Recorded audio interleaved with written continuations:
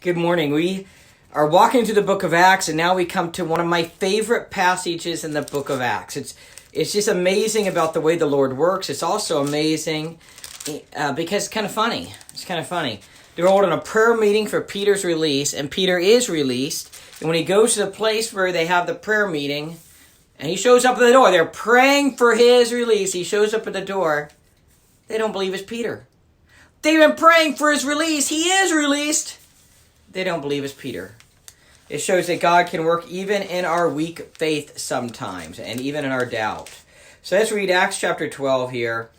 Yesterday we finished Acts chapter 11 about the church at Antioch and the church at Antioch growing. Now Acts chapter 12 verses 1 through 25, let's begin. Now about the same time as the previous passage, about the same time as the expansion of the church in Antioch and other places, about that time, Herod the king laid hands on some who belonged to the church in order to mistreat them. Mistreat sounds light to me, and it's way worse. Listen to this.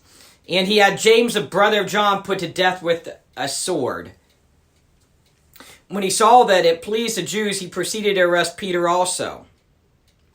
Now it was during the days of unleavened bread. When he had seized him, he put him in prison, delivering him to 4 squads of soldiers to guard him, intending after the Passover to bring him out before the people. So he had 4 squads of soldiers.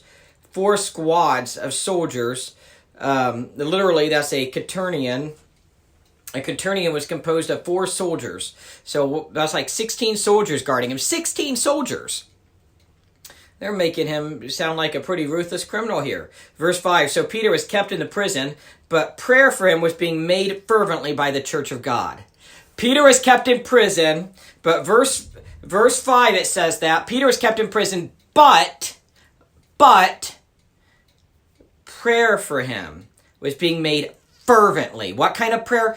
Fervent prayer. Notice that modifying word. Fervently, they are praying for him. By the church of God, the people of God are praying for him fervently. And that's very important here. Verse 6. On the very night when Herod was about to bring him forward, Peter was sleeping between 2 soldiers. Bound with 2 chains, and guards in front of the door were watching over the prison. There were guards watching over the prison. He's sleeping between 2 soldiers. He's bound with chains. We know there's 16 soldiers guarding him in total. Verse 7. And behold, an angel of the Lord suddenly, notice that word suddenly, boom, suddenly an angel of the Lord suddenly appeared. And a light shone in the cell. The angel of the Lord brought a light. I love this. I love it. And a light appeared, and a light shone in the cell, and he struck Peter's side and woke him up. I love this. I mean, imagine Peter's laying there, and the angel's touching his finger with maybe his hand or a staff or maybe one of his wings, I don't know.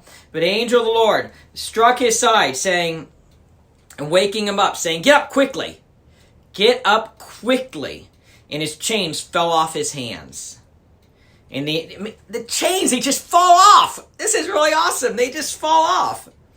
And the angel said to him, gird yourself and put on your sandals. And he did so. And he said to him, wrap your cloak around you and follow me. So the angel saying, get up quickly, gird yourself, put on your sandals, wrap yourself in your cloak, follow me.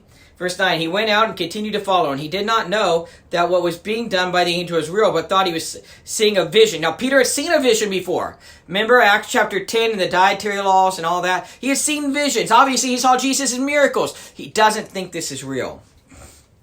Verse 10, when they had passed the first and second guard, they were walking right by these guards. When they passed the first and second guard, they came to the iron gate that leads into the city, which opened for them by itself. The iron gate opened by itself. And they went out and went along one street, and immediately the angel departed from him. As immediate, as sudden as the angel appeared, the angel departed. The angel got it. The angel accomplished his mission with Peter, and now the angel's gone. The angel led Peter out of the prison. The chains fall off. The gates open by themselves. The guards don't notice a thing. And now the angel's gone. The angel's gone. Verse 11. When Peter came to himself, he came to his senses. He said, now I know for sure that the Lord has sent forth his angel and rescued me from the hand of Herod and from all that the Jewish people were expecting. And when he realized this, he went to the house of Mary, the mother of John. This is John Mark's house, likely the John Mark who wrote who maybe wrote John's Gospel. The mother of John, who was also called Mark, where many were gathered together and were praying. He's going to the house of the people who are praying. Now listen to this, verse 13. When he knocked at the door of the gate, a servant girl named Rhoda came to answer. Imagine Peter. He comes to the house. He knocks at the door by the gate. It probably wasn't like a front porch. Don't imagine a house like today. Imagine a gate around a house, and with a flat roof where they could rest and sleep and pray and eat on the roof. And he's knocking on the door by the gate. A servant girl named Rhoda comes. Verse 14. When she recognized Peter's voice, because of her joy, she did not open the gate, but ran in and announced that Peter was standing in front of the gate. I love this. This is so funny. They're praying for his release. Remember that. They're praying for his release. He knocks. She hears his voice. She doesn't even open the door. She's so excited. She's so joyful. She goes to the prayer meeting. And Peter's still standing there like, hey, can you let me in? I'm kind of hungry, he's still standing there. And so verse 15. They said to her, she tells them, Peter's at the gate. They said to her, you're out of your mind.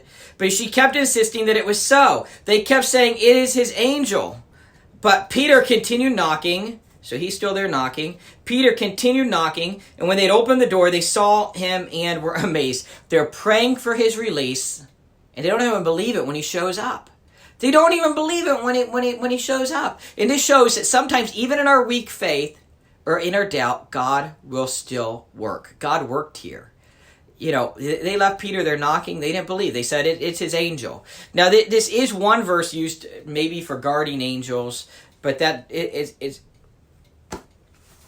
it's not really making that case very clearly about guardian angels. It's possible that we do have guardian angels. It's also possible that we have a multitude of angels watching us. I had a professor at college at Cedarville University say, do we believe God covers us man-to-man or zone coverage? Or would we rather one angel watching us or a multitude of angels? It's just one verse. It's hard to make that based off of something they were saying. And sometimes things are said in the Bible. That doesn't mean it's correct theology. Now, let me correct how I said that or add to that. Sometimes things are said in the Bible, but that doesn't mean God is saying it, okay? So they're saying, it's not Peter, it's his angel. That's them saying that. That doesn't mean God is endorsing that statement. You understand the difference? That does not mean God is saying there are guardian angels. It might have been a myth that they believed. This little message, this little devotional really is not to be about guardian angels. I just wanted to bring it up because it's in the text, okay? We could have guardian angels. That's maybe another post. I'm just saying, just because this says that does not mean we do. It is clear that angels do watch over us and angels do communicate. Angel means messenger. That does not mean every single person has one guardian angel that watches over them. That's really my point here.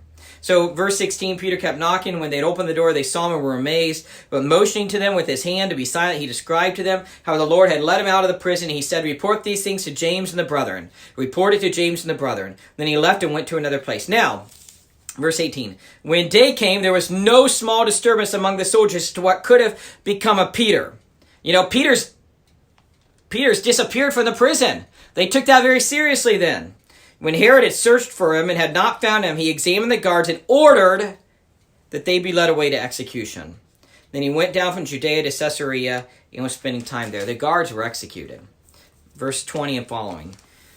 Now he was very angry with the people. This is Herod. Herod was very angry with the people of Tyre and Sidon. With one accord they came to him, and having won over Blastus, the king's chamberlain, they were asking for peace because their country was fed by the king's country. On an appointed day, Herod, having put on his royal apparel, took his seat on the rostrum. And the rostrum here just means judgment seat. And Herod began delivering an address to them. The people kept crying out, the voice of a god and not of a man. They're worshiping, in this case, they're worshiping pretty much Herod as a god. And Herod had great pride. He just loved it. But we should not have pride. Proverbs says pride comes before a fall. Verse 23. And immediately an angel of the Lord struck him because he did not give God the glory, and he was eaten by worms and died. So the angel, a messenger of the Lord, helped Peter be released. And now a messenger of the Lord struck Herod and killed him. Now this is because of Herod's pride, and the angel is just carrying out God's will here. Verse 24. But the word of the Lord continued to grow and be multiplied. The word of the Lord is still spreading. The gospel is still spreading in the book of Acts. Verse 25. And Barnabas and Saul returned from Jerusalem when they had fulfilled their mission, taking along with them John, who was also called Mark. In chapter 13, probably tomorrow, we will get into Paul, Barnabas, and John Mark in their first missionary journey. I just love the book of Acts. I hope this is ministering to you. It's awesome to see how the Lord is working, how the Holy Spirit's working, how the gospel is spreading. That's all for today. Have a good day in the Lord. God bless.